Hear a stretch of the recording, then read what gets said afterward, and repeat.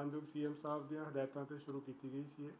ਸੋ 6 months ਦਾ ਪਹਿਲਾਂ ਮੈਂ ਦੱਸਣਾ ਚਾਹੂੰਗਾ ਕਿ ਇਹਨਾਂ 6 ਮਹੀਨਿਆਂ ਦੇ ਵਿੱਚ ਟੋਟਲ 7533 FIR ਦਰਜ ਹੋਈਆਂ ਨੇ, ਜਿਸ 'ਚ 9917 ਅਕਿਊਜ਼ਡ ਜਿਹੜੇ ਨੇ ਅਰੈਸਟ ਕੀਤੇ ਗਏ ਨੇ। ਔਰ ਇਹਨਾਂ ਵਿੱਚੋਂ ਕਮਰਸ਼ੀਅਲ ਕੁਆਂਟੀਟੀ ਦੀਆਂ 852 FIR ਨੇ, ਮੀਡੀਅਮ ਕੁਆਂਟੀਟੀ ਦੀਆਂ 5707 ਤੇ ਸਮॉल ਕੁਆਂਟੀਟੀ ਦੀਆਂ 1010 FIR ਨੇ।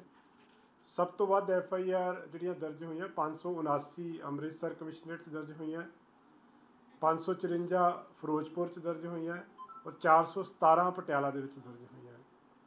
ਕਮਰਸ਼ੀਅਲ ਕੁਆਂਟੀਟੀ ਦੇ ਵਿੱਚ ਸਭ ਤੋਂ ਵੱਧ FIR 63 FIR ਪਟਿਆਲੇ 'ਚ ਦਰਜ ਹੋਈਆਂ, 50 FIR ਕਮਿਸ਼ਨਰੇਟ ਲੁਧਿਆਣਾ 'ਚ ਦਰਜ ਹੋਈਆਂ ਔਰ 46 FIR ਜਿਹੜੀਆਂ ਨੇ STF ਦਾ ਜਿਹੜਾ ਪੁਲਿਸ ਸਟੇਸ਼ਨ ਆ SAS ਨਗਰ ਦੇ ਵਿੱਚ ਉੱਥੇ ਦਰਜ ਹੋਈਆਂ। ਟੋਟਲ ਜਿਹੜੀਆਂ FIR 6 ਮਹੀਨਿਆਂ 'ਚ ਦਰਜ ਹੋਈਆਂ ਉਹ 7533 FIR ਦਰਜ ਹੋਈਆਂ। 7533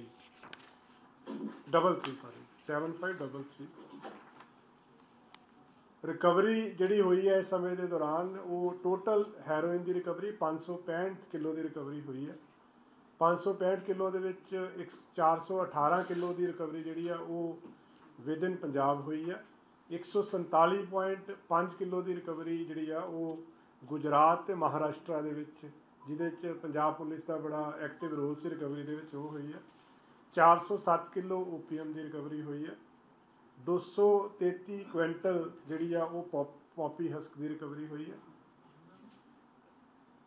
24 ਕਿਲੋ ਦੀ ਚਰਸ ਦੀ ਰਿਕਵਰੀ ਹੋਈ ਹੈ ਔਰ ਕਾਫੀ ਵੱਡੀ ਮਾਤਰਾ ਦੇ ਵਿੱਚ ਡਰੱਗ ਮਨੀ ਜਿਹੜਾ 7 ਕਰੋੜ 71 ਲੱਖ 51,641 ਕਰੋੜ ਦੀ ਜਿਹੜੀ ਆ 7 ਕਰੋੜ 71 ਲੱਖ 51,641 ਜਿਹੜਾ ਇਹ ਡਰੱਗ ਮਨੀ ਦੀ ਰਿਕਵਰੀ ਹੋਈ ਹੈ। 1918 ਵਹੀਕਲ ਜਿਹੜੇ ਨੇ ਉਹ ਜ਼ਬਤ ਕੀਤੇ ਗਏ ਆ ਜਿਹੜੇ NDPS ਐਕਟ ਦੇ ਕੇਸਾਂ ਦੇ ਵਿੱਚ ਇਨਵੋਲਵ ਸੀਗੇ।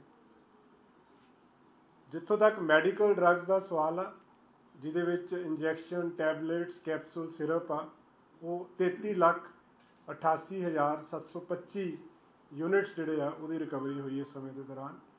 ਔਰ ਇਸੇ ਦੌਰਾਨ ਜਿਹੜੀ ਆਪਣੀ ਸਪੈਸ਼ਲ ਕੈਂਪੇਨ ਚੱਲ ਰਹੀ ਸੀ POs ਦੇ ਖਿਲਾਫ, NDPS ਐਕਟ ਦੇ ਖਿਲਾਫ, ਉਹਦੇ ਵਿੱਚ 608 POs ਓਬਲੀਕ ਅਬਸਕੌਂਡਰਸ ਜਿਹੜੇ ਨੇ NDPS ਐਕਟ ਦੇ ਉਹ ਫੜੇ ਗਏ ਇਸ ਸਮੇਂ ਦੇ ਦੌਰਾਨ। ਜਿਹੜਾ ਹੋਣ ਵਾਲਾ ਹਫਤਾ ਸੀਗਾ, ਕਿਉਂਕਿ ਹਫਤਾਵਾਰ ਆਪਾਂ ਹਮੇਸ਼ਾ ਪ੍ਰੈਸ ਕਾਨਫਰੰਸ ਕਰਦੇ, ਇਸ ਹਫਤੇ ਦੇ ਵਿੱਚ 247 FIR ਦਰਜ ਹੋਈਆਂ ਅਤੇ 311 ਅਕਿਊਜ਼ ਜਿਹੜੇ ਨੇ ਅਰੈਸਟ ਕੀਤੇ ਆ। ਉਹਦੇ ਵਿੱਚ 19 ਕਮਰਸ਼ੀਅਲ ਕੁਆਂਟੀਟੀ ਦੇ ਕੇਸਿਸ ਨੇ, 246 ਮੀਡੀਅਮ ਕੁਆਂਟੀਟੀ ਦੇ ਔਰ 18 ਸਮॉल ਕੁਆਂਟੀਟੀ ਦੇ ਕੇਸਿਸ ਨੇ। ਸਭ ਤੋਂ ਵੱਧ ਇਸ ਹਫਤੇ ਦੇ ਦੌਰਾਨ ਫਿਰੋਜ਼ਪੁਰ 'ਚ ਦਰਜ ਹੋਈਆਂ 27 FIR, 26 ਹੁਸ਼ਿਆਰਪੁਰ 'ਚ, 19 ਅੰਮ੍ਰਿਤਸਰ ਕਮਿਸ਼ਨਰੇਟ ਦੇ ਵਿੱਚ। ਹੈਰੋਇਨ ਦੀ ਜਿਹੜੀ ਰਿਕਵਰੀ ਹੋਈ ਆ ਉਹ 11 ਕਿਲੋ ਦੀ ਰਿਕਵਰੀ ਹੋਈ ਆ, OPM ਦੀ 9 ਕਿਲੋ ਦੀ, ਪੌਪੀ ਹਸਕ ਦੀ 637 ਕਿਲੋ ਦੀ ਔਰ ਇੰਜੈਕਸ਼ਨ ਟੈਬਲੇਟਸ ਦੀ 32,118 ਦੀ ਰਿਕਵਰੀ ਹੋਈ ਆ ਔਰ 13 POs ਓਬਲੀਕ ਅਬਸਕੌਂਡਰਸ ਫੜੇ ਆ। ਤਾਂ ਸਭ ਤੋਂ ਜਿਹੜੀ ਰਿਮਾਰਕੇਬਲ ਅਚੀਵਮੈਂਟ ਜਿਹੜੀ ਹੁਣੇ ਹੋਈ ਹੈ ਰੀਸੈਂਟਲੀ, ਉਹ ਫਾਜ਼ਿਲਕਾ ਦੇ ਵਿੱਚ ਹੋਈ ਹੈ, ਜਿੱਥੇ 31 ਕਿਲੋ ਜਿਹੜੀ ਹੈ ਹੈਰੋਇਨ ਦੀ ਰਿਕਵਰੀ ਹੋਈ ਆ। 29 ਪੈਕਟ ਫੜੇ ਗਏ, ਜਿਹਦੇ ਵਿੱਚ 2 ਅਕਿਊਜ਼ਡ ਅਰੈਸਟ ਹੋਏ ਆ, ਇੱਕ ਪਰਮਜੀਤ ਸਿੰਘ ਪੰਮਾ ਔਰ ਇੱਕ ਜਿਹੜਾ ਹੈ ਉਹ ਆਰਮੀ ਦਾ ਜਵਾਨ ਸੀਗਾ, ਜਿਹਦਾ ਨਾਮ ਡਿਸਕਲੋਜ਼ ਨਹੀਂ ਕੀਤਾ ਗਿਆ ਬਿਕੋਜ਼ ਆਫ ਸਿਕਿਉਰਿਟੀ ਰੀਜ਼ਨਸ। ਔਰ ਦੂਸਰੀ ਗੱਲ ਜਿਹੜੀ ਦੱਸਣਯੋਗ ਹੈ ਕਿ ਫਾਜ਼ਿਲਕਾ ਦੇ ਵਿੱਚ ਉਹਨਾਂ ਨੇ ਬੜੀ ਵਧੀਆ SOP ਬਣਾਈ ਹੋਈ ਆ ਬਾਰਡਰ ਦੇ ਉੱਤੇ, ਜਿਹਦੇ 'ਚ ਵਿਲੇਜ ਡਿਫੈਂਸ ਕਮੇਟੀਜ਼ ਬੜਾ ਇਫੈਕਟਿਵਲੀ ਕੰਮ ਕਰ ਰਹੀਆਂ। ਕਰੀਬ ਉੱਥੇ 36 ਪਿੰਡ ਆ ਜਿਹੜੇ ਬਿਲਕੁਲ ਬਾਰਡਰ ਦੇ ਨਾਲ ਟੱਚ ਕਰਦੇ ਆ ਅਤੇ 63 ਪਿੰਡ ਆ ਜਿਨ੍ਹਾਂ ਦੇ ਵਿੱਚ ਵਿਲੇਜ ਡਿਫੈਂਸ ਕਮੇਟੀਜ਼ ਕੰਮ ਕਰ ਰਹੀਆਂ।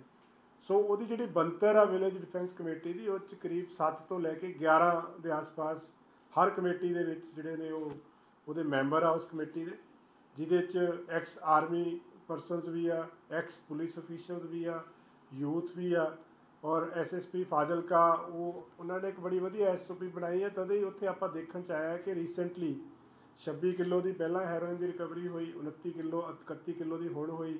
ਸੋ ਬਹੁਤ ਇਫੈਕਟਿਵਲੀ ਕੰਮ ਕਰ ਰਹੀ ਹੈ। ਅੱਜ ਹੀ ਮਾਨਯੋਗ DGP ਸਾਹਿਬ ਨੇ ਸਾਰੇ ਪੰਜਾਬ ਦੇ ਜਿਹੜੇ SHOs, DSPs, SSPs, CPs, IG ਰੇਂਜਿਸ, ਉਹਨਾਂ ਨਾਲ ਵੀ ਇੱਕ ਅੱਜ 1-to-1 VC ਕੀਤੀ ਸੀਗੀ ਬੜੀ ਡਿਟੇਲ ਦੇ ਵਿੱਚ। ਉਹਦੇ 'ਚ ਹੋਰ ਕਈ ਜਿਹੜੇ ਉਹਨਾਂ ਨੇ ਪਹਿਲੂਆਂ ਦੇ ਉੱਤੇ ਉਹਨਾਂ ਨੂੰ ਡਾਇਰੈਕਸ਼ਨਸ ਦਿੱਤੀਆਂ ਜਿਹਦੇ ਬਾਰੇ 'ਚ ਜਲਦੀ ਜਿਹੜਾ ਪ੍ਰੈਸ ਨੂੰ ਦੱਸਿਆ ਜਾਊਗਾ। ਬਟ ਉਹਦੇ 'ਚ ਵੀ ਇੱਕ ਮੁੱਖ ਮੁੱਦਾ ਜਿਹੜਾ ਸੀਗਾ ਉਹ ਵਿਲੇਜ ਡਿਫੈਂਸ ਕਮੇਟੀਜ਼ ਨੂੰ ਸਟਰੈਂਥਨ ਕਰਨਾ ਸੀਗਾ। ਸੋ ਜਿੰਨਾ ਸਾਡਾ 553 ਕਿਲੋਮੀਟਰ ਦਾ ਬਾਰਡਰ ਆ ਪੰਜਾਬ ਦਾ, ਜਿਹਦੇ ਵਿੱਚ ਕਾਫੀ ਜ਼ਿਲ੍ਹੇ ਲੱਗਦੇ ਆ, 2 ਮੇਨ ਰੇਂਜਿਸ ਲੱਗਦੀਆਂ, ਜਿਹਦੇ 'ਚ ਫਿਰੋਜ਼ਪੁਰ ਰੇਂਜ ਆ ਔਰ ਜਿਹੜੀ ਆ ਬਾਰਡਰ ਰੇਂਜ ਆ ਜਿਹੜੀ ਟੱਚ ਕਰਦੀ ਉਹਨੂੰ, ਉਹ ਸਾਰਿਆਂ 'ਚ ਹੀ ਵਿਲੇਜ ਡਿਫੈਂਸ ਕਮੇਟੀਜ਼ ਨੂੰ ਹੋਰ ਸਟਰੈਂਥਨ ਕੀਤਾ ਜਾਊਗਾ। ਕਿਉਂਕਿ ਦੇਖਣ 'ਚ ਆਇਆ ਕਿ ਬਾਰਡਰ ਏਰੀਆਜ਼ ਦੇ ਵਿੱਚ ਜਿਹੜੀ ਡਰੱਗਸ ਦੀ ਆਮਦ ਹੁੰਦੀ ਆ ਡਰੋਨ ਦੇ ਰਾਹੀਂ ਜਾਂ ਪਾਈਪਸ ਦੇ ਰਾਹੀਂ, ਉਹਨੂੰ ਫੜਨ ਦੇ ਵਿੱਚ ਜਾਂ ਕੰਟਰੀਬਿਊਸ਼ਨ ਜਿਹੜੀ ਹੁੰਦੀ ਆ, ਕੋਆਰਡੀਨੇਸ਼ਨ ਜਿਹੜਾ ਹੁੰਦਾ ਹੈ, ਉਹ ਵਿਲੇਜ ਡਿਫੈਂਸ ਕਮੇਟੀਜ਼ ਦਾ ਬੜਾ ਅੱਛਾ ਯੋਗਦਾਨ ਉਹ 'ਚ ਦੇਖਣ ਨੂੰ ਮਿਲਿਆ ਹੈ। ਸੋ ਇਹ ਸਾਰੇ ਪੰਜਾਬ 'ਚ ਵਿਲੇਜ ਡਿਫੈਂਸ ਕਮੇਟੀਜ਼ ਨੂੰ ਹੋਰ ਸਟਰੈਂਥਨ ਕਰਨ ਜਾ ਰਹੇ ਹਾਂ ਅਸੀਂ। ਦੂਸਰਾ ਜਿਹੜਾ ਲੋਕਾਂ ਦੇ ਵਿੱਚ ਜਿਹੜੀ ਡਰੱਗਸ ਦੇ ਬਾਰੇ 'ਚ ਜਿਹੜਾ ਇੱਕ ਪ੍ਰੈਵਲੈਂਸ ਜਿਹੜੀ ਆ ਡਰੱਗਸ ਦੀ ਜਾਂ ਪਰਸੈਪਸ਼ਨ ਜਿਹੜੀ ਆ, ਉਹਦੇ ਵਾਸਤੇ ਯੂਥ ਨੂੰ ਨਾਲ ਇਨਵੋਲਵ ਕਰ ਰਹੇ ਹਾਂ। ਸਪੋਰਟਸ ਕਲੱਬਸ ਨੂੰ ਇਨਵੋਲਵ ਕਰਾਂਗੇ, ਯੂਥ ਕਲੱਬਸ ਨੂੰ ਇਨਵੋਲਵ ਕਰਾਂਗੇ, ਤਾਂ ਜੋ ਲੋਕਾਂ ਵੱਲੋਂ ਵੀ ਇੱਕ ਅਵੇਅਰਨੈਸ ਕ੍ਰੀਏਟ ਕੀਤੀ ਜਾਵੇ। ਜਿਸ ਤਰ੍ਹਾਂ ਆਪਾਂ ਦੇਖਿਆ ਕਿ ਸੰਗਰੂਰ ਜ਼ਿਲ੍ਹੇ ਦੇ ਵਿੱਚ ਇੱਕ ਪਿੰਡ ਨੇ ਮਤਾ ਪਾਇਆ ਸੀਗਾ ਕਿ ਵੀ ਸਾਡੇ ਪਿੰਡ ਦੇ ਵਿੱਚ ਜਿਹੜੀ ਡਰੱਗਸ ਨੂੰ ਐਂਟਰ ਨਹੀਂ ਕਰਨ ਦਿੱਤਾ ਜਾਊਗਾ। ਸੋ ਸਿਮਿਲਰ ਜਿਹੜਾ ਹੈ ਬਾਕੀ SHOs ਨੂੰ ਵੀ ਹਦਾਇਤ ਕੀਤੀ ਗਈ ਕਿ ਉਹ ਆਪਣੇ ਆਪਣੇ ਲੈਵਲ 'ਤੇ ਟੇਕਅਪ ਕਰਨ ਪੰਚਾਇਤਾਂ ਦੇ ਨਾਲ, ਕਿਉਂਕਿ ਇਹ ਜਿਹੜਾ ਮੈਨੇਸ ਆ ਨਾ ਡਰੱਗਸ ਦਾ ਜੀ, ਇੱਕ ਸੋਸ਼ਲ ਲੈਵਲ 'ਤੇ ਵੀ ਟੈਕਲ ਕਰਨਾ ਬੜਾ ਜ਼ਰੂਰੀ ਆ। ਪੁਲਿਸ ਜਿਹੜਾ ਆਪਣਾ ਕੰਮ ਕਰ ਰਹੀ ਆ, ਜਿਹੜੀ ਆਪਾਂ ਰਿਕਵਰੀਜ਼ ਕਰ ਰਹੇ ਹਾਂ, ਜੋ ਕੁਛ ਅਸੀਂ ਕਰ ਰਹੇ ਹਾਂ, ਇਨਫੋਰਸਮੈਂਟ ਕਰ ਰਹੇ ਹਾਂ ਅਸੀਂ, ਪਰ ਇਹਦੇ ਨਾਲ ਨਾਲ ਅਵੇਅਰਨੈਸ ਔਰ ਜਿਹੜੀ ਸੁਸਾਇਟੀ ਦੀ ਇਨਵੋਲਵਮੈਂਟ ਆ ਬੜੀ ਜ਼ਰੂਰੀ ਆ।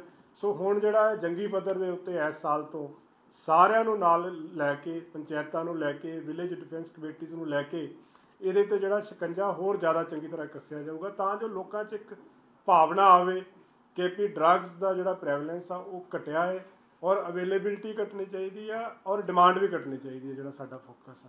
ਸੋ ਡਿਮਾਂਡ 'ਤੇ ਵੀ ਬਹੁਤ ਜ਼ਿਆਦਾ ਫੋਕਸ ਰਹੇਗਾ ਕਿ ਡਿਮਾਂਡ ਵੀ ਘਟੇ ਡਰੱਗਸ ਦੀ। ਉਹ ਮੈਂ ਕਰ ਰਿਹਾ ਜੀ।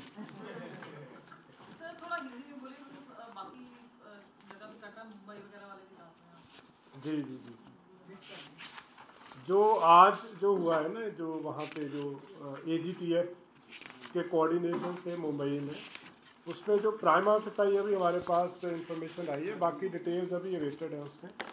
तो 3 लोग हैं जो अरेस्ट किए हैं। एक शिवम अवतार सिंह मालो है, एक गुरमुख नरेश कुमार सिंह है और एक अमनदीप कुमार है। उसमें हमारी AGTF की जो टीम थी, जिसमें DSP राजन परमिंदर, उनकी सुपरविज़न में टीम गई हुई थी। तो वहाँ पे जो नवी मुंबई जो यूनिट है उनका, महाराष्ट्र एंटी टेररिज्म स्क्वाड का, उनके साथ मिलकर इन तीनों को अरेस्ट किया है। एक मर्डर केस है नवां शहर का, मक्खन मर्डर केस, जो काफ़ी सेंसेशनल मर्डर था, उसमें ये तीनों वांटेड थे। सोनू खत्री के ये एसोसिएट्स हैं तीनों। सो अभी हमारी टीम वहीं पे है। फर्दर जो इनकी जो इंटेरोगेशन है और इस केस की इन्वेस्टिगेशन है वो अभी चल रही है, और जैसे और डिटेल्स आएगी हम शेयर करेंगे। ਇਹਦੇ ਵਿੱਚ 3 ਬੰਦੇ ਅਸੀਂ, ਜਿਹੜੀ ਸਾਡੀ ਐਂਟੀ ਗੈਂਗਸਟਰ ਟਾਸਕ ਫੋਰਸ ਆ, ਉਹਨਾਂ ਨੇ ਤੇ ਨਵੀਂ ਮੁੰਬਈ ਦੀ ਜਿਹੜੀ ਐਂਟੀ ਟੈਰਰਿਸਟ ਸਕੁਆਡ ਆ, ਉਹਨਾਂ ਦੇ ਨਾਲ ਮਿਲ ਕੇ ਇੱਕ ਜੁਆਇੰਟ ਆਪਰੇਸ਼ਨ ਦੇ ਵਿੱਚ DSP ਰਾਜਨ ਪਰਮਿੰਦਰ ਆ, ਉਹਨਾਂ ਦੀ ਸੁਪਰਵਿਜ਼ਨ ਦੇ ਵਿੱਚ 3 ਬੰਦਿਆਂ ਨੂੰ ਅਰੈਸਟ ਕੀਤਾ ਹੈ, ਜਿਹਦੇ 'ਚ ਇੱਕ ਸ਼ਿਵਮ ਅਵਤਾਰ ਸਿੰਘ ਮਾਲੋ ਆ, ਇੱਕ ਗੁਰਮੁਖ ਨਰੇਸ਼ ਕੁਮਾਰ ਸਿੰਘ ਆ ਔਰ ਇੱਕ ਅਮਨਦੀਪ ਕੁਮਾਰ ਏਲੀਅਸ ਰਾਂਚੋ ਆ। ਇਹਨਾਂ ਤਿੰਨਾਂ ਨੂੰ ਅਰੈਸਟ ਕੀਤਾ ਹੈ। ਇੱਕ ਮੱਖਣ ਮਰਡਰ ਕੇਸ ਹੋਇਆ ਸੀਗਾ, ਉਸ ਕੇਸ ਦੇ ਵਿੱਚ ਇਹ ਤਿੰਨੋਂ ਵਾਂਟਡ ਸੀਗੇ। ਤਿੰਨੋਂ ਸੋਨੂ ਖੱਤਰੀ ਜਿਹੜਾ ਉਹਦੇ ਸੋਨੂ ਖੱਤਰੀ ਦੇ ਇਹ ਐਸੋਸੀਏਟਸ ਨੇ ਤਿੰਨੋਂ। ਔਰ ਫਰਦਰ ਇਹਦੀ ਇਨਵੈਸਟੀਗੇਸ਼ਨ ਅਜੇ ਜਿਹੜੀ ਆ ਉਹ ਜਾਰੀ ਆ। ਟੀਮ ਸਾਡੀ ਅਜੇ ਉੱਥੇ ਹੀ ਆ। ਜਦੋਂ ਵਾਪਸ ਆਉਣਗੇ ਫਰਦਰ ਇਹਨਾਂ ਦੀ ਪੁੱਛਗਿੱਛ ਤੋਂ ਬਾਅਦ ਜੋ ਹੋਰ ਡਿਟੇਲਸ ਆਉਣਗੀਆਂ ਉਹ ਮੀਡੀਆ ਦੇ ਨਾਲ ਸਾਰੀਆਂ शेयर ਕੀਤੀਆਂ जाएंगी। ये अभी वेरीफाई कर रहे हैं, बिकॉज ये दोनों जो है ये सारे आपस में लिंक्ड हैं। रिंदा है, सोनू खत्री है, सारे लिंक्ड हैं। सो बट डायरेक्ट एसोसिएट्स ये सोनू खत्री के हैं, और बाकी जो रिंदा के बारे में भी अभी वेरीफाई किया जा रहा है इसमें।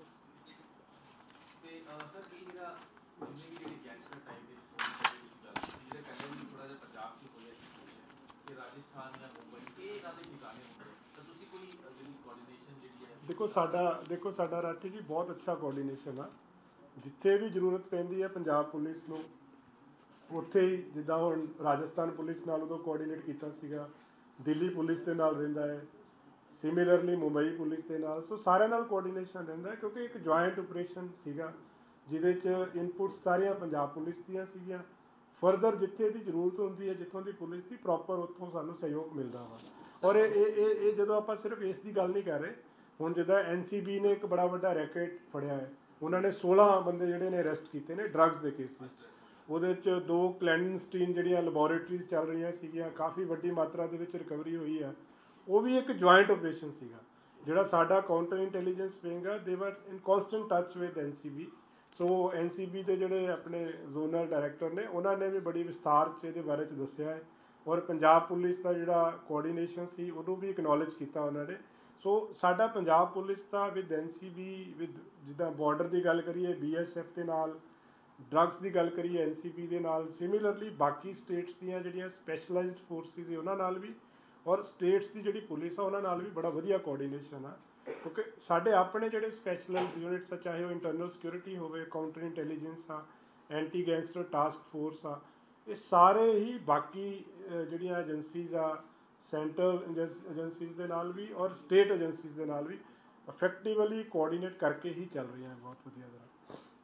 ਸਰ ਇਹਦੇ ਵਿੱਚ ਅਗਰ ਜੇ ਗੱਲ ਕੀਤੀ ਜਾਵੇ, ਕੈਦੀ ਜਿਹੜੇ ਸਿੱਧੂ ਮੂਸੇਵਾਲੇ ਦੇ ਨਾਲ ਜੁੜੇ ਚੀਜ਼ਾਂ ਸਾਹਮਣੇ ਆਉਂਦੇ ਨੇ, ਜਿਨ੍ਹਾਂ ਕੈਦੀਆਂ ਨੇ ਹਮਲਾ ਕੀਤਾ ਜੇਲ੍ਹ ਦੇ ਵਿੱਚ, ਕਿ ਇਸ ਦੇ ਪਿੱਛੇ ਕੋਈ ਸਾਜ਼ਿਸ਼ ਹੋਏਗੀ ਉਹਨਾਂ ਨੇ ਹਮਲਾ? ਇਹਦੀਆਂ ਅਜੇ ਨਾ ਡਿਟੇਲਸ ਅਵੇਟਡ ਨੇ ਜੀ, ਅਜੇ ਤਾਂ ਜਸਟ ਜਦੋਂ ਮੈਂ ਆ ਰਿਹਾ ਸੀ ਉਦੋਂ ਹੀ ਪਤਾ ਲੱਗਿਆ। ਸੋ ਕੋਈ ਡਿਟੇਲਸ ਆਉਂਦੀਆਂ ਫਿਰ ਆਪਾਂ ਸ਼ੇਅਰ ਕਰ ਲਾਂਗੇ। ਅਜੇ ਤਾਂ ਬਹੁਤ ਪ੍ਰੀਲਿਮਿਨਰੀ ਜੀ ਇਨਫੋਰਮੇਸ਼ਨ ਆਈ ਹੈ। ਸਰ ਤੁਸੀਂ ਦੱਸਿਆ ਕਿ NCB ਨੇ ਜੀ ਜੀ ਉਹ ਸਾਰਾ ਲੈਵਲ ਤੇ ਜਿਹੜੀ ਹੈ ਪ੍ਰੋਪਰਟੀ ਵੀ ਸੀਜ਼ ਕੀਤੀ, ਹਾਲਾਂਕਿ ਉਹਨਾਂ ਨੇ ਕਿਹਾ ਕਿ ਕਾਊਂਟਰ ਪੰਜਾਬ ਪੁਲਿਸ ਦਾ ਜਿਹੜਾ ਸਹਿਯੋਗ ਹੈ, ਤੇ ਇਸ ਤਰ੍ਹਾਂ ਦੀ ਇਹ ਸਾਰੇ ਜਿਹੜੇ ਬੜੇ ਨੇ ਅਕਸ਼ੇ ਛਾਬੜਾ ਜਿਹੜਾ ਇਹਨਾਂ ਦਾ ਮਾਸਟਰ ਉਹ ਹੈ ਦੁਬਈ ਤੋਂ ਰਿਲੇਟਡ ਹੈਗੇ, ਕ੍ਰੋਸ ਬਾਰਡਰ ਹੈਗੇ, ਤੇ ਪੰਜਾਬ ਪੁਲਿਸ ਕਿਸ ਤਰ੍ਹਾਂ ਕਰ ਰਹੀ ਹੈ? ਕਿਉਂਕਿ ਇਹ ਜਿਹੜਾ ਨੈਕਸਸ ਹੈ ਬਹੁਤ ਵੱਡਾ ਹੈ। ਉਹ ਕਹਿੰਦੇ ਵਾਈਟ ਕਾਲਰ ਵੀ ਇਹਦੇ ਵਿੱਚ ਇਨਵੋਲਵ ਨੇ, ਲਗਾਤਾਰ ਅਸੀਂ ਇਹਦੇ ਵਿੱਚ ਕੰਮ ਕਰ ਰਹੇ। ਨਹੀਂ ਦੇਖੋ, ਇਹਦੀ ਇਨਵੈਸਟੀਗੇਸ਼ਨ ਪ੍ਰਾਇਮਰੀ ਤੌਰ ਤੇ ਕਿਉਂਕਿ ਕੇਸ NCB ਦੇ ਕੋਲ ਆ, ਬਟ ਸਾਡਾ ਜਿਹੜਾ ਕਾਊਂਟਰ ਇੰਟੈਲੀਜੈਂਸ ਜਿਹੜਾ ਯੂਨਿਟ ਆ ਉਹ ਤਾਂ ਕੌਨਸਟੈਂਟਲੀ ਟੱਚ 'ਚ ਆ। ਫਰਦਰ ਜਿਹੜੇ ਏਰੀਆ 'ਚ ਜੋ ਉਹਨਾਂ ਨੇ ਦੇਖੋ ਪ੍ਰੋਪਰਟੀਜ਼ ਫਰੀਜ਼ ਕਰ ਰਹੀਆਂ, ਉਹਨਾਂ ਨੇ ਉਹਦੇ ਵਾਸਤੇ ਉਹਨਾਂ ਨੂੰ ਜਿਹੜੀ ਕੋਆਰਡੀਨੇਸ਼ਨ ਦੀ ਜ਼ਰੂਰਤ ਆ। ਉਹ ਜਿਸ ਤਰ੍ਹਾਂ ਉਹਨਾਂ ਨੇ ਡਿਟੇਲ ਦੇ ਵਿੱਚ ਦੱਸਿਆ ਹੀ ਆ ਕਿ ਉਹਨਾਂ ਦੀ ਇਨਵੈਸਟੀਗੇਸ਼ਨ ਹਰ ਪਹਿਲੂ ਤੋਂ ਚੱਲ ਰਹੀ ਆ। ਜਿੱਥੋਂ ਤੱਕ ਪ੍ਰੋਪਰਟੀਜ਼ ਦੀ ਗੱਲ ਕਰ ਰਹੇ ਆਪਾਂ, ਪ੍ਰੋਪਰਟੀਜ਼ ਸੀਜ਼ਰ 'ਤੇ ਵੀ ਚੱਲ ਰਿਹਾ ਵਾ, ਉਹਨਾਂ ਦੇ ਐਸੋਸੀਏਟਸ ਦੇ ਰੋਲ ਵੀ ਐਗਜ਼ਾਮਿਨ ਕਰ ਰਹੇ ਆ, ਟੈਕਨੀਕਲ ਜਿਹੜਾ ਸਰਵੇਲੈਂਸ ਆ ਜਿਹੜੀ ਉਹ ਵੀ ਚੱਲ ਰਹੀ ਆ। ਸੋ ਜਿੱਥੇ ਜਿੱਥੇ ਸਾਡੀ ਜ਼ਰੂਰਤ ਹੋਏਗੀ ਪੰਜਾਬ ਪੁਲਿਸ ਦੀ, ਉਹ ਸਾਰੀ, ਬਲਕਿ it's a joint I would say ਕਿ ਜਿੱਦਾਂ ਸਾਨੂੰ ਵੀ ਜ਼ਰੂਰਤ ਆ, ਉਹਨਾਂ ਨੂੰ ਵੀ ਜ਼ਰੂਰਤ ਆ। ਕਿਉਂਕਿ ਜਿਹੜਾ ਖਤਮ ਹੋ ਰਿਹਾ ਵਾ, ਜਿਹੜਾ ਕੋਡ ਖਤਮ ਹੋ ਰਿਹਾ, ਉਹ ਤਾਂ ਸਾਡੇ ਏਰੀਏ 'ਚ ਹੀ ਖਤਮ ਹੋ ਰਿਹਾ ਹੈ। ਸਰ ਜਿੱਦਾਂ ਜੱਗੂ ਭਗਵਾਨਪੁਰੀਆ ਦੀ ਵੀ ਉਹਨਾਂ ਨੇ ਗੱਲ ਕੀਤੀ, ਇਹ ਗੈਂਗਸਟਰ ਵੀ ਇਨਵੋਲਵ ਹੈ, ਔਰ ਜਿਹਨਾਂ ਦੀ ਇਸ ਤਰ੍ਹਾਂ ਨੈਕਸਸ ਚੱਲ ਰਿਹਾ ਹੈ, ਇਹਨੂੰ ਵੀ ਹਾਲਾਂਕਿ ਨਹੀਂ, ਇਹ ਹਮੇਸ਼ਾ ਤੋਂ ਹੀ ਰਹਿੰਦਾ ਹੈ ਜੀ, ਜਿਹੜਾ ਗੈਂਗਸਟਰਸ ਦਾ ਔਰ ਡਰੱਗ ਸਮਗਲਰਸ ਦਾ ਔਰ ਟੈਰਰਿਸਟਸ ਦਾ, ਇਹ ਤਾਂ ਕਾਫੀ ਦੇਰ ਤੋਂ ਇਹ ਫਿਨੋਮੀਨਾਨ ਹੈਗਾ ਹੈ ਕਿ ਜਿਹੜਾ ਆਲਰੇਡੀ ਇਹ ਨੈਕਸਸ ਚੱਲ ਰਿਹਾ ਵਾ। ਇਹਦੇ ਵਿੱਚ ਵੀ ਇੱਕ ਕੇਸ ਦੇ ਵਿੱਚ ਇੱਕ ਐਸੋਸੀਏਟ ਹੈਗਾ ਜਿਹੜਾ ਬੰਦਾ ਜੱਗੂ ਭਗਵਾਨਪੁਰੀਆ ਨਾਲ ਲਿੰਕਡ ਸੀਗਾ। ਸੋ ਇਸ ਐਂਗਲ ਨੂੰ ਤਾਂ ਤਦੇ ਇਹੀ ਰੀਜ਼ਨ ਆ ਕਿ ਕਾਊਂਟਰ ਇੰਟੈਲੀਜੈਂਸ ਵਿੰਗ ਜਿਹੜਾ ਹੈ ਸਾਡਾ, ਉਹ ਮੇਨਲੀ ਟੈਰਰਿਸਟ ਰਿਲੇਟਡ ਇਸ਼ੂਜ਼ 'ਤੇ ਜ਼ਿਆਦਾ ਆਪਰੇਟ ਕਰਦਾ ਹੈ। ਔਰ ਇਸ ਕੇਸ ਦੇ ਵਿੱਚ ਬਿਕੋਜ਼ ਇੱਕ ਕਾਮਨ ਐਂਗਲ ਸੀਗਾ ਨਾਰਕੋ ਟੈਰਰਿਜ਼ਮ ਦਾ ਵੀ, ਸਮਗਲਿੰਗ ਦਾ ਵੀ ਸਾਰਾ, ਉਸ ਕਰਕੇ ਉਹਨਾਂ ਨਾਲ ਲਗਾਤਾਰ ਟੱਚ ਦੇ ਵਿੱਚ ਨੇ। ਔਰ ਇਹ ਫਰਦਰ ਜਿਹੜੀ ਇਨਵੈਸਟੀਗੇਸ਼ਨ ਸਾਡੀ ਚੱਲ ਰਹੀ ਆ, ਉਹਦੇ ਵਿੱਚ ਵੀ ਅਸੀਂ ਟੱਚ 'ਚ ਵੀ ਰਵਾਂਗੇ, ਔਰ ਜਿੱਥੇ ਜਿੱਥੇ ਜ਼ਰੂਰਤ ਪੈਂਦੀ ਆ ਉਹਨਾਂ ਨੂੰ ਸਾਡੀ ਜਾਂ ਸਾਨੂੰ ਉਹਨਾਂ ਦੀ, ਉਹ ਸਾਰਾ ਪ੍ਰੋਪਰ ਕੀਤਾ ਜਾਏਗਾ। ਸਰ NCB ਨੇ ਅੱਜ ਇਹ ਗੱਲ ਵੀ ਕਹੀ ਹੈ, ਕਹਿੰਦੇ ਕਿ ਹਾਲੇ ਵੀ ਜਿਹੜੀ ਤਸਕਰੀ ਹੋ ਰਹੀ ਹੈ ਜਾਂ ਜੋ ਵੀ ਪਲੈਨਿੰਗ ਹੋਈ ਹੈ, ਜੇਲ੍ਹਾਂ ਦੇ ਵਿੱਚ ਬੈਠੇ ਗੈਂਗਸਟਰਸ ਕਰ ਰਹੇ ਨੇ, ਅੰਦਰ ਹੀ ਮੀਟਿੰਗਸ ਹੋ ਰਹੀਆਂ ਨੇ, ਅੰਦਰੋਂ ਹੀ ਸਾਰੀ ਕਾਲਸ ਜਾ ਰਹੀਆਂ ਨੇ। ਉਹਦੇ ਵਾਸਤੇ ਪੰਜਾਬ ਪੁਲਿਸ ਨਹੀਂ ਦੇਖੋ, ਉਹਦੇ ਵਾਸਤੇ ਪਿਛਲੀ ਵਾਰੀ ਨਾ DGP ਸਾਹਿਬ ਨੇ ਕਾਫੀ ਡਿਟੇਲ 'ਚ ਦੱਸਿਆ ਸੀਗਾ। ਪ੍ਰਾਇਮਰੀਲੀ ਪ੍ਰਿਜ਼ਨ ਡਿਪਾਰਟਮੈਂਟ ਇਸ ਚੀਜ਼ ਨੂੰ ਕਰ ਰਿਹਾ। ਇੱਕ ਤਾਂ ਅਸੀਂ ਜੇਲ੍ਹਾਂ ਦੀ ਸਿਕਿਉਰਿਟੀ ਦੀ ਸਟਰੈਂਥਨਿੰਗ ਦੀ ਗੱਲ ਵੀ ਚੱਲ ਰਹੀ ਆ, ਉਹਦੇ ਵਿੱਚ ਕਈ ਪਹਿਲੂ ਨੇ, ਉਹਦੇ ਵਿੱਚ ਕਈ ਇਨਫਰਾਸਟਰਕਚਰਲ ਇਸ਼ੂਜ਼ ਨੇ ਜਿਨ੍ਹਾਂ ਨੂੰ ਟੈਕਲ ਕਰਨਾ ਜ਼ਰੂਰੀ ਆ। ਸੋ ਉਹ ਸਾਰੀਆਂ ਚੀਜ਼ਾਂ, ਕੁਛ ਜੇਲ੍ਹ ਨੂੰ ਹਾਈ ਸਿਕਿਉਰਿਟੀ ਜੇਲ੍ਹ ਬਣਾਉਣ ਦਾ ਵਿਚਾਰ ਕੀਤਾ ਜਾ ਰਿਹਾ ਵਾ। ਸੋ ਉਹ ਜੇਲ੍ਹਾਂ ਦੇ ਉੱਤੇ ਤਾਂ ਬਹੁਤ ਜ਼ਿਆਦਾ ਫੋਕਸ ਆ, ਬਲਕਿ ਜਿਹੜੇ ਹਾਰਡ ਕੋਰ ਕ੍ਰਿਮੀਨਲਸ ਜੇਲ੍ਹਾਂ ਦੇ ਵਿੱਚ ਬੰਦ ਨੇ, ਦੇਖੋ ਆਪਣੇ ਨੋਟਿਸ 'ਚ ਤਾਂ ਕੁਛ ਕੇਸ ਆਉਂਦੇ ਆ, ਬਹੁਤ ਸਾਰੇ ਪ੍ਰੀਵੈਂਸ਼ਨ ਵੀ ਹੁੰਦੀ ਆ ਉਹਦੇ ਵਿੱਚ। ਕਈ ਚੀਜ਼ਾਂ ਸਰਪ੍ਰਾਈਜ਼ ਚੈਕਿੰਗ ਦੇ ਵਿੱਚ ਮੋਬਾਈਲ ਫੜੇ ਜਾਂਦੇ ਆ, ਕਈ ਵਾਰੀ ਸਰਪ੍ਰਾਈਜ਼ ਚੈਕਿੰਗ ਦੇ ਵਿੱਚ ਕਈ ਜਿਹੜੇ ਤੁਸੀਂ ਕਹਿ ਲਓ ਪਲੈਨਿੰਗਸ ਜਿਹੜੀਆਂ ਨੇ ਅਨਅਰਥ ਹੋ ਜਾਂਦੀਆਂ, ਜਿਹੜੀਆਂ ਕਿ ਐਗਜ਼ੀਕਿਊਟ ਨਹੀਂ ਕੀਤੀਆਂ ਜਾਂਦੀਆਂ। ਸਰ ਇਹਦੇ ਵਿੱਚ ਇਹ ਵੀ ਹੋਏਗਾ ਕਿ ਤੁਸੀਂ ਕਹਿ ਰਹੇ ਹੋ ਕਿ ਹਾਈ ਸਿਕਿਉਰਿਟੀ ਜੇਲ੍ਸ ਬਣੂਗੀਆਂ ਤੇ ਫਿਰ ਨਹੀਂ ਆਈ ਮੀਨ ਟੂ ਸੇ ਕਿ ਇਹ ਤਾਂ ਇੱਕ ਕਨਸਟੈਂਟ ਜਿਹੜਾ ਪ੍ਰੋਸੈਸ ਆ। ਜਿਹੜੀਆਂ ਜੇਲ੍ਸ ਪ੍ਰੈਜ਼ੈਂਟ ਐਗਜ਼ਿਸਟਿੰਗ ਜੇਲ੍ਸ ਆ ਉਹਨਾਂ ਨੂੰ ਵੀ ਸਟਰੈਂਥਨ ਕਰਨ ਦੀ ਗੱਲ ਚੱਲ ਰਹੀ ਆ ਕਿ ਉਹਨਾਂ ਨੂੰ ਕਿਸ ਤਰੀਕੇ ਨਾਲ, ਕਿਉਂਕਿ ਦੇਖੋ ਪਹਿਲਾਂ ਅਸੀਂ ਜੇਲ੍ਹਾਂ ਦੇ ਵਿੱਚ ਸਪੈਸ਼ਲ ਸੈੱਲਸ ਬਣਾਏ ਸੀਗੇ, ਫਿਰ ਪੈਰਾਮਿਲਟਰੀ ਫੋਰਸਿਸ ਨੂੰ ਉਹਨਾਂ ਸੈੱਲਸ ਦਾ ਚਾਰਜ ਵੀ ਦਿੱਤਾ ਗਿਆ ਹੈ, ਉਹਦੇ ਨਾਲ ਕਾਫੀ ਜ਼ਿਆਦਾ ਫਰਕ ਪਿਆ ਵਾ ਅਜੇ ਵੀ। ਬਟ ਕੁਛ ਕੇਸਿਸ ਇੱਦਾਂ ਦੇ ਆਉਂਦੇ ਕਿ ਜਿੱਦਾਂ ਕਈ ਵਾਰੀ ਬਾਹਰੋਂ ਸੁੱਟ ਦਿੱਤੇ ਜਾਂਦੇ ਆ ਮੋਬਾਈਲ, ਬਹੁਤ ਸਾਰੇ ਮੋਬਾਈਲ ਅਬੈਂਡਨਡ ਫੜੇ ਜਾਂਦੇ ਆ। ਜੇ ਤੁਸੀਂ ਕਹੋ ਕਿ 100 ਦੀ ਪਿਲਫਰੇਜ ਹੁੰਦੀ, ਕਾਫੀ ਸਾਰੇ ਵਿੱਚੋਂ ਫੜੇ ਜਾਂਦੇ ਆ, ਕੁਛ ਸਰਪ੍ਰਾਈਜ਼ ਚੈਕਿੰਗ 'ਚ ਫੜੇ ਜਾਂਦੇ ਆ। ਇਨ ਸਪਾਈਟ ਆਫ ਦੈਟ ਇੰਸੀਡੈਂਟਸ ਇੱਦਾਂ ਦੇ ਨੋਟਿਸ 'ਚ ਆ ਰਹੇ ਆ ਕਿ ਜਿੱਥੇ ਮਿਸਯੂਜ਼ ਮੋਬਾਈਲਸ ਦਾ ਹੋ ਰਿਹਾ ਵਾ ਫॉर ਕ੍ਰਿਮੀਨਲ ਐਕਟੀਵਿਟੀ। ਸੋ ਉਹ ਲਗਾਤਾਰ ਇਹ ਇੱਕ ਕੌਨਸਟੈਂਟ ਸਾਡਾ ਪ੍ਰੋਸੈਸ ਜਾਰੀ ਆ ਕਿ ਇਹਨੂੰ ਕੁਛ ਟਾਈਮ ਦੇ ਵਿੱਚ ਆਈ ਫੀਲ ਕਿ ਜੇ ਹੁਣ prison department and police department ਇਹਨੂੰ ਇਸ ਚੀਜ਼ ਨੂੰ ਕਰਬ ਕਰ ਦੇਵਾਂਗੇ ਅਸੀਂ ਓਵਰ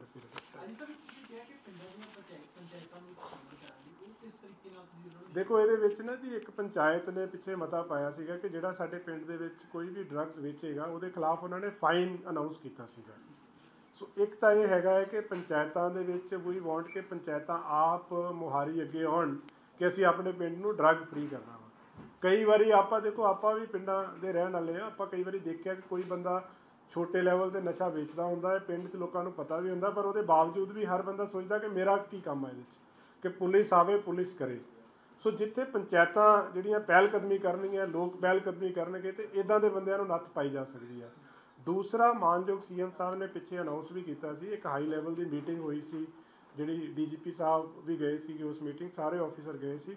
ਉਹਦੇ 'ਚ ਵੀ ਅਨਾਊਂਸ ਕੀਤਾ ਗਿਆ ਸੀ ਕਿ ਜਿਹੜੀਆਂ ਪੰਚਾਇਤਾਂ ਇਹ ਇਨਸ਼ੋਰ ਕਰਨਗੀਆਂ ਕਿ ਸਾਡੇ ਪਿੰਡ ਦੇ ਵਿੱਚ ਅਸੀਂ ਨਸ਼ਾ ਨਹੀਂ ਵਿਕਣ ਦੇਣਾ, ਮਤੇ ਪਾਉਣਗੀਆਂ, ਉਸ ਮਤੇ ਨੂੰ ਇੰਪਲੀਮੈਂਟ ਕਰਨਗੀਆਂ, ਤਾਂ ਉਹਨਾਂ ਨੂੰ ਵਾਜਿਬ ਇਨਾਮ ਵੀ ਦਿੱਤਾ ਜਾਏਗਾ। ਸੋ ਉਹਦੇ ਬਾਰੇ ਵੀ ਵਿਚਾਰ ਹੋ ਰਿਹਾ। ਸੋ ਆਪਾਂ ਇਹ ਚਾਹੁੰਦੇ ਹਾਂ ਕਿ ਇਹ ਇੱਕ ਦੇਖੋ ਜਿੱਦਾਂ ਆਪਾਂ ਮੈਂ ਗੱਲ ਪਹਿਲਾਂ ਕੀਤੀ ਕਿ ਇਨਫੋਰਸਮੈਂਟ ਇੱਕ ਪਾਰਟ ਹੈ। ਇਨਫੋਰਸਮੈਂਟ ਦੇ ਵਿੱਚ ਆਪਾਂ ਡਰੱਗਸ ਫੜਦੇ ਹਾਂ, ਕੋਈ ਬਾਰਡਰ ਤੋਂ ਆਈ, ਕੋਈ ਟ੍ਰਾਂਜ਼ਿਟ ਰੂਟ 'ਤੇ ਫੜੀ, ਕੋਈ ਕਿਤੇ ਫੜੀ। ਸੋ ਉਹ ਹੈਗਾ ਕਿ ਤਾਂ ਜੋ ਲੋਕਾਂ ਤੱਕ ਪਹੁੰਚਣ ਨਾ ਦਿੱਤੀ ਜਾਵੇ। ਉਹਦੇ ਬਾਵਜੂਦ ਵੀ ਬਹੁਤ ਸਾਰੀ ਪਿਲਫਰੇਜ ਹੋ ਜਾਂਦੀ ਹੈ ਕਿਉਂਕਿ ਹਰ ਚੀਜ਼ ਨੂੰ ਚੈੱਕ ਕਰਨਾ ਪੋਸੀਬਲ ਕਈ ਵਾਰੀ ਨਹੀਂ ਹੋ ਪਾਉਂਦਾ। ਅਸੀਂ ਇਹ ਚਾਹੁੰਦੇ ਹਾਂ ਕਿ ਗਰਾਊਂਡ ਲੈਵਲ ਦੇ ਉੱਤੇ ਪਿੰਡਾਂ ਦੇ ਵਿੱਚ ਇਸ ਤਰ੍ਹਾਂ ਦਾ ਮਾਹੌਲ ਕ੍ਰੀਏਟ ਕਰ ਦਿੱਤਾ ਜਾਵੇ ਕਿ ਕੋਈ ਬੰਦਾ ਡਰੱਗਸ ਵੇਚਣ ਦੀ ਹਿੰਮਤ ਹੀ ਨਾ ਕਰੇ। ਪਿੰਡਾਂ ਦੇ ਵਿੱਚ, ਪਿੰਡਾਂ 'ਚ ਇਸ ਤਰੀਕੇ ਦਾ ਮਾਹੌਲ ਹੋਵੇ ਕਿ ਜਿਹੜਾ ਬੰਦਾ ਡਰੱਗਸ ਵੇਚਦਾ ਹੈ ਉਹਦਾ ਸੋਸ਼ਲ ਬਾਈਕਾਟ ਹੋਵੇ, ਉਹਦੇ ਖਿਲਾਫ ਕਾਰਵਾਈ ਹੋਵੇ, ਉਹਦੀ ਇਨਫੋਰਮੇਸ਼ਨ ਸ਼ੇਅਰਿੰਗ ਹੋਵੇ ਪੁਲਿਸ ਦੇ ਨਾਲ, ਤਾਂ ਜੋ ਦੋਨੇ ਪਹਿਲੂਆਂ ਤੋਂ, ਹਰ ਪਹਿਲੂ ਤੋਂ ਕੱਟ ਆਫ ਹੋ ਜਾਏ ਉਹ ਬੰਦਾ। ਸੋ ਉਹਦੇ ਨਾਲ ਇੱਕ ਮੁਹਿੰਮ ਪਿੰਡਾਂ ਦੇ ਵਿੱਚ ਛਿੜੇਗੀ ਜਿਹਦੇ ਨਾਲ ਸਾਨੂੰ ਇਹ ਲੱਗਦਾ ਹੈ ਕਿ ਉਹਦੇ ਨਾਲ ਆਪਾਂ ਇਸ ਚੀਜ਼ ਦੇ ਉੱਤੇ ਠੱਲ ਪਾਵਾਂਗੇ ਕਿਉਂਕਿ ਡਿਮਾਂਡ ਨੂੰ ਘਟਾਉਣਾ ਜ਼ਰੂਰੀ ਆ। ਜਦੋਂ ਡਿਮਾਂਡ ਘਟੇਗੀ ਤਾਂ ਜਿਹੜੀ ਸਪਲਾਈ ਆਪਣੇ ਆਪ ਉਹਦੀ, ਜਦੋਂ ਡਿਮਾਂਡ ਘਟਦੀ ਹੈ ਸਪਲਾਈ ਵੀ ਘਟ ਜਾਂਦੀ ਹੈ ਉਹਦੇ ਨਾਲ।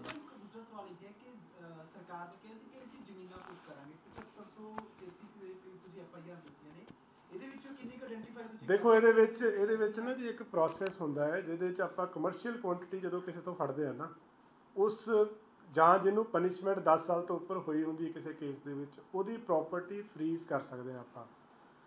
ਬਹੁਤ ਸਾਰੇ ਕੇਸਿਸ ਦੇ ਵਿੱਚ ਕੀ ਹੁੰਦਾ ਕਿ ਕਮਰਸ਼ੀਅਲ ਕੁਆਂਟੀਟੀ ਦੀ ਰਿਕਵਰੀ ਹੋ ਜਾਂਦੀ ਹੈ ਪਰ ਬੰਦੇ ਦੀ ਪ੍ਰੋਪਰਟੀ ਹੁੰਦੀ ਨਹੀਂ ਹੈ ਕਈ ਵਾਰੀ।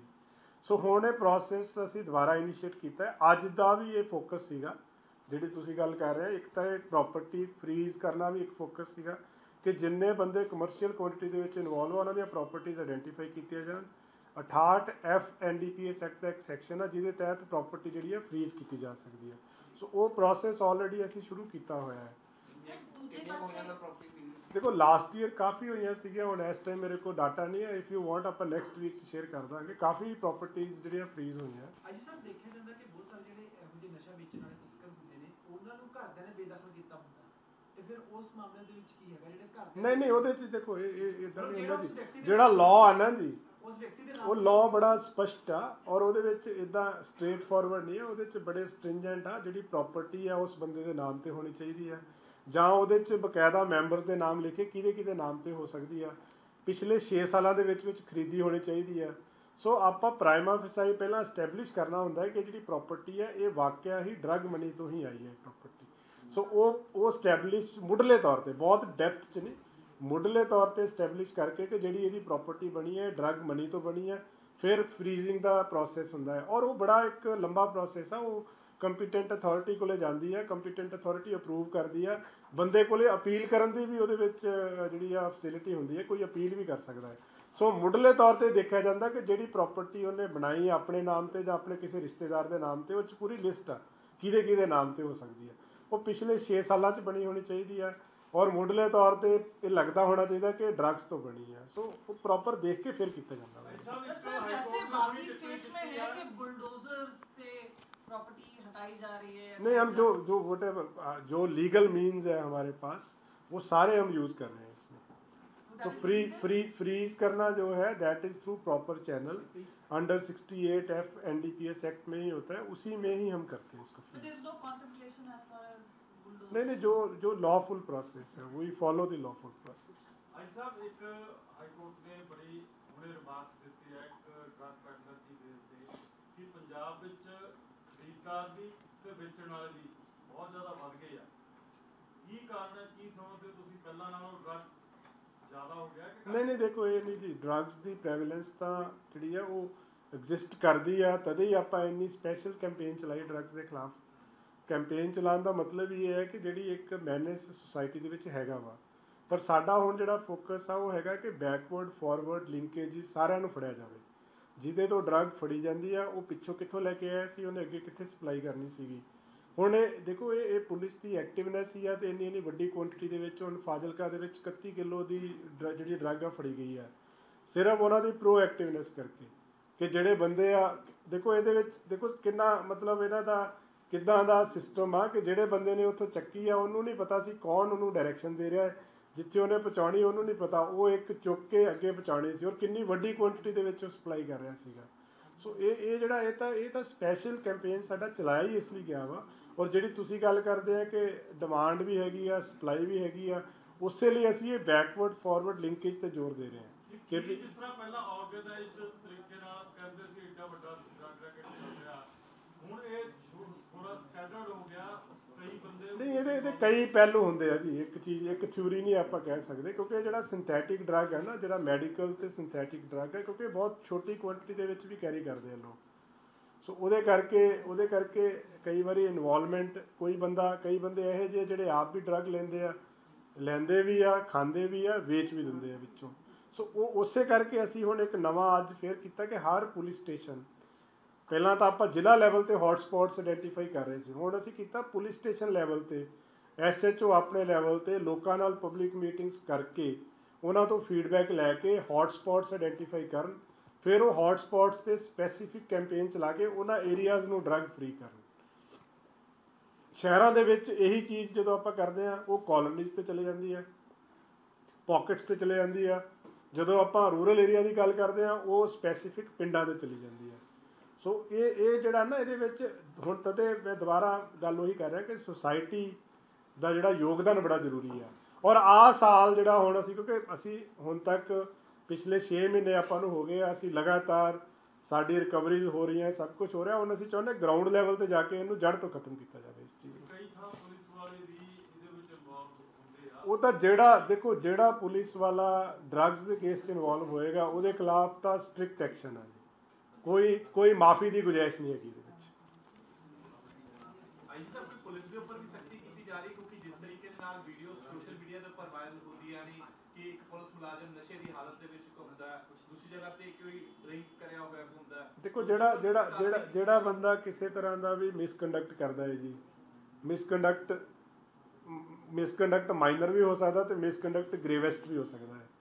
ਡਰੱਗਸ ਲੈਣਾ, ਡਰੱਗਸ ਦੇ ਮਾਮਲੇ 'ਚ ਇਨਵੋਲਵ ਹੋਣਾ ਉਹ ਗ੍ਰੇਵੈਸਟ ਮਿਸਕੰਡਕਟ ਆ, ਤੇ ਗ੍ਰੇਵੈਸਟ ਮਿਸਕੰਡਕਟ ਦੀ ਜਿਹੜੀ ਸਜ਼ਾ ਹੁੰਦੀ ਆ PPR ਦੇ ਹਿਸਾਬ ਨਾਲ ਉਹ ਡਿਸਮਿਸਲ ਹੀ ਹੁੰਦੀ ਹੈ ਸਰਵਿਸ ਤੋਂ।